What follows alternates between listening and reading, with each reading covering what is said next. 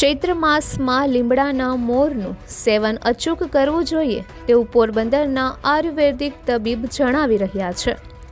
Corona કાળ બાદ શરીરને નિરોગી બનાવવા લોકો આયુર્વેદ, કુદરતી વનસ્પતિ અને ઔષધોનો ઉપયોગ કરવા તરફ વળ્યા છે. કુદરતી વનસ્પતિનો લાભ લઈ રહ્યા છે.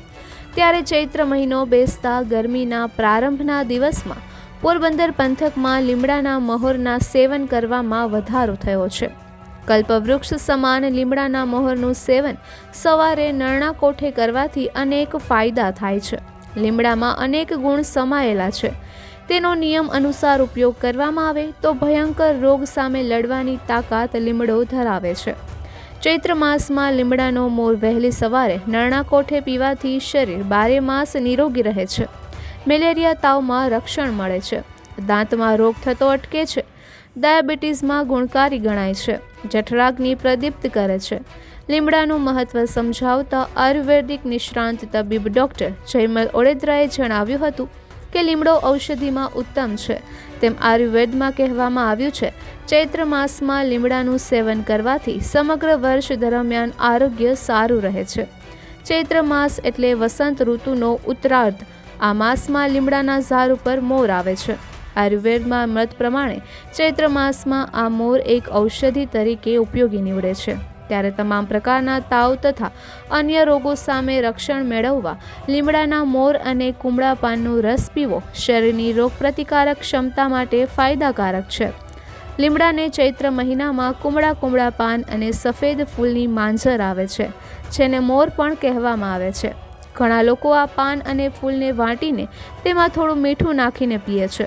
આનાથી ઉનાળામાં ચામડી પર આવતી ખંજવાળ સાથેના દાદર, ખરજવું વગેરે દર્દો દૂર થાય છે. લીમડો એસિડિટીને જડમૂળથી નાબૂદ કરનાર ઔષધ છે.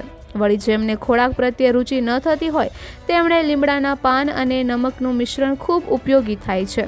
વધુમાં તેઓએ જણાવ્યું હતું કે ચૈત્ર માસમાં લીમડાના ફૂલનો રસ પીવો જોઈએ, જે શરીરમાં કફનો પ્રકોપ ઓછો કરે છે. સાથે સાથે ઋતુજન્ય અને વાયરસજન્ય રોગો હોય છે તેની સામે રક્ષણ આપે છે.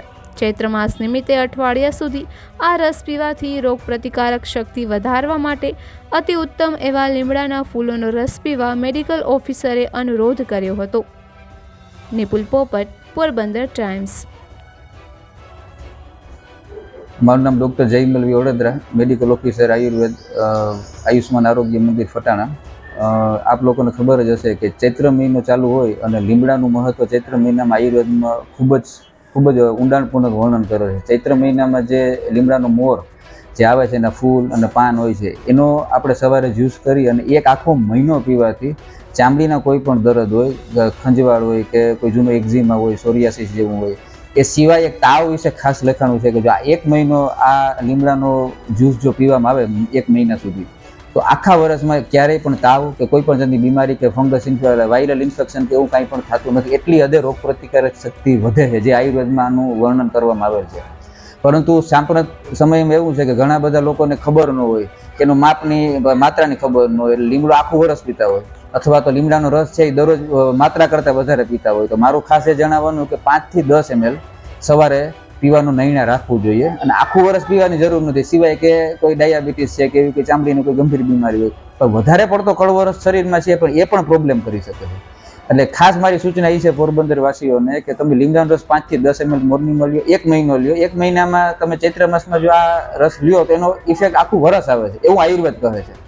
તો મારી ખાસ નમ્ર વિનંતી છે ટીવી ચેનલના માધ્યમ દ્વારા કે તમે લીમડાનો રસ અત્યારે 5 થી 10 ml ચૈત્ર મહિનામાં ખાસ પીઓ, જેનાથી તમને આગળ ખંજવાળથી રહીને રોગ પ્રતિકારક શક્તિ તમારી વધશે. અને તાવ વિશે ખૂબ સરસ લખાણ છે કે આખા વર્ષમાં ક્યારેય તાવ ન આવે. ખૂબ ખૂબ આભાર.